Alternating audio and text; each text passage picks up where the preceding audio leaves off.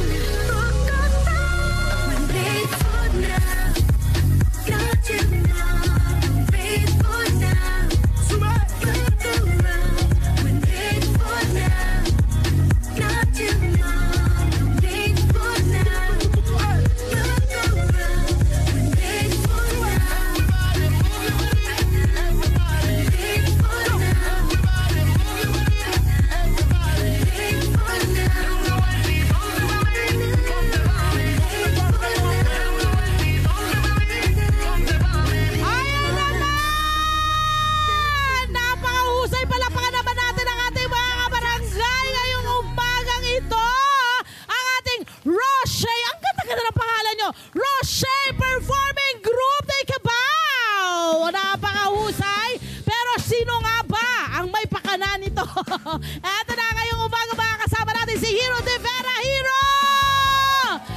Good morning, Hero! Tanong ko kaagad, diba?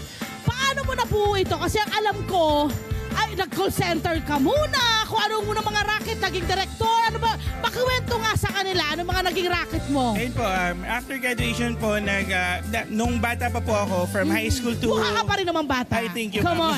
Sige, anong mga ginawa mo? Thank you, Miss Love. Bale, nung mula high school hanggang college, performer din po ako. Okay. So, nandun na talaga yung passion mo. Yes, so po. Yung love ko sa pagpa-perform, sing, dance, yun po. Okay. That's why talagang ginawan mo ng paraan na makagawa ka or makapagpagawa ka ng dance studio. Yes, opo. Kasi at ito ay sarili mong... dance studio. Wow! Yes, po. Paano ang ginawa mo? Bale, nag-start po siya nung nag-create kami, na-hire ako as event director, naging concert director. And then yung lahat ng mga backup dancers, yung mga OGs ko nandito, kaway kayo. Yan. Ilan sa kanila po, yung mga OGs ko. Yes, original po. Parang in-encourage nila ako na, direct, why not buuin na natin as a group to. Yes. So, nung napag-desisyon na namin na, kasi gusto na rin namin gawing career talaga yung pagsasayaw. Totoo. So, ayan, binuo na po namin siya. At ang nakakatuwa nito ay, ayan yung studio niya ngayon, pinapakita ho natin ngayon sa inyo, yung kanyang dance studio. Gaano kalaki tong dance studio mo? Kaya po, maximum capacity niya, 80 packs na... Wow! Po. Ang laki niyan! Medyo malaki po. Grabe, gaano katagal na ito? Nag-start po kami 2016, nag-stop lang kami nung pandemic kasi bawal nga po. Yes, syempre bawal. Then tuloy po kami noong 2024. Oo. At itong iyong mga binuo, hindi lang sila ang grupo na meron ka. Tama ba? May iba't iba kang mga grupo. Iba't ibang talents na po. Talents! So ang kagandahan nito yung ating mga kabataan na may talento sa pagsasayaw, na feeling nila hanggang sa kwarto na lang sila, Opo. sa pa-TikTok, Yes, opo. ay nabigyan mo ng platform. Yes, opo. Kumusta? Wow, anong pakiramdam? Anong pakiramdam na may isang hero na tumutulong sa inyo para yung talent ninyo, ang gagaling nyo naman talaga, ay maipakita? Sobrang thankful po kami na meron pong direct hero na dumating sa amin. Diba, hero? Ilang grupo na ngayon ang iyong parang hinahandle? Bali, total na lang po na lahat ng talents na hawak ko is nasa 38 na po. Okay, ano ang iyong maipapayo sa mga katulad mo na akala mo yung passion mo ay hindi mo matutupad? Diba? Pero ikaw, nagawan mo ng paraan. Ano bang naging sikreto ni Hero? Motivation din po na nanggagaling din po sa mga pamilya, sa kaibigan, na sila po yung nagbigay ng apoy din sa akin po para ituloy ko yung path na gusto ko. Yun And po. ano ang pakiramdam na meron kang mga kabataan na natutulungan? Na-imbis na ma-put to waste ang kanilang talent ay meron silang Apo, platform. nakikita ko kasi yung sarili ko po sa kanila before.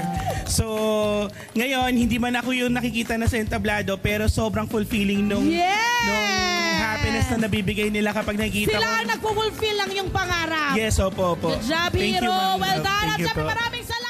Hello po mga Kanet 25! Si Kuya Tony Pet po ito mula sa Love, Tony Pet and Everything. For more Love, Tony Pet and Everything updates, just click on our subscribe button and follow us on our Net25 social media pages at Net25 TV and at Net25 Entertainment Facebook.